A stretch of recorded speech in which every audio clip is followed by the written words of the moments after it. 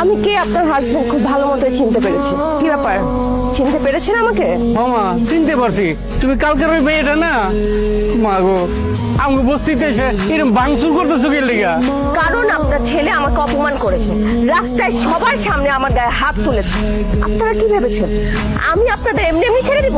বাড়ি ঘর বস্তি সবকিছু আমি জ্বালিয়ে ছারখার করে দিব। এই বস্তি আপনি আগুন দিয়ে পুরো ছারখার করে দিবেন, আর বস্তির মানুষজন কি বয়ে বয়ে আঙ্গুল চুষবো? হ্যাঁ, মাথায় যতগুলো চুল আছে না, একটা নিয়ে আর বাড়ি ফিরা হইব না, কিন্তু সব চুল এনে ছিঁড়ে রাইখা দিব। এই চুপ! আর একটা কথা বললে জিভ টেনে ছিঁড়ে ফেলবো। এই দাঁড়া আছিস কেন? নিয়ে চল। এই কি করতে? আমার বলা কি দোষ করছে? কেন লিয়ে যেতেছ? কি জন্য লিয়ে যেতেছ? শাস্তি দিতে। মাগো, আমার একটা মাত্র বলা, এই বলা ছাড়া আমগো আর কোনো অবলম্বন নাই। আমার বলাটা নিও না মাগো, তোমার কাছে পা ধরে মাপছে, হাত ধরে মাপছে। তোমার যা শাস্তি দাও রামগো দাও, আমার পোলাটা ছেড়ে দাও মা। আমি তোমার পায়ে ধরি, আমার ছেলেটা ছেড়ে দাও মা। খবরদার আব্বা, আমার জন্য তুমি এই মায়ের পায়ে ধরবা না। দেখি এই মাই আমার কি শাস্তি দিতে পারে। আমি তো কোনো অন্যায় করি নাই, আমার মধ্যে কোনো ভয় ডরও নাই, কিন্তু আমার জন্য এই বড় লোকের অহংকারী মেয়ের কাছে তোমরা মাথা নত করবা না। তোর এখনো এত তেজ? আসলেই তোর সাহস আছে। তোর এই বুকটা কেটে কলিজাটা বের করে দেখতে চাই, কলিজাটা কত বড়।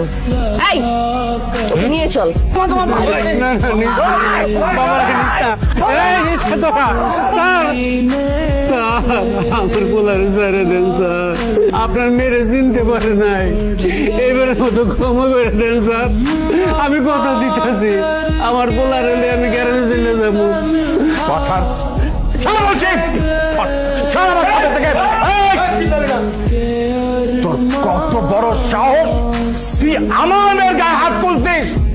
জানিস, তুই আমার মেয়ের গায়ে হাত তোলার পর আমার মান সম্মান যা ছিল সব ধুলায় মিশে গেছে। সবাই ভাবছে আমি দুর্বল হয়ে গেছি। আমার বিজনেস পার্টনার, আত্মীয় স্বজন সবাই আমাকে দেখে হাসাহাসি করছে। আমার মেয়ে তোর বাবার ঝালমুড়ি দোকান ভেঙেছে, সেটার ক্ষতিপূরণও দিয়েছে, কিন্তু তুই আমার মেয়ের গায়ে হাত তুলে আমার যে ক্ষতি করেছিস সেই ক্ষতিপূরণ আজকে তোকে দিতে হবে। কি ক্ষতিপূরণ দিতে হবে আপনাকে? আমার মেয়েকে তোর বিয়ে করতে হবে।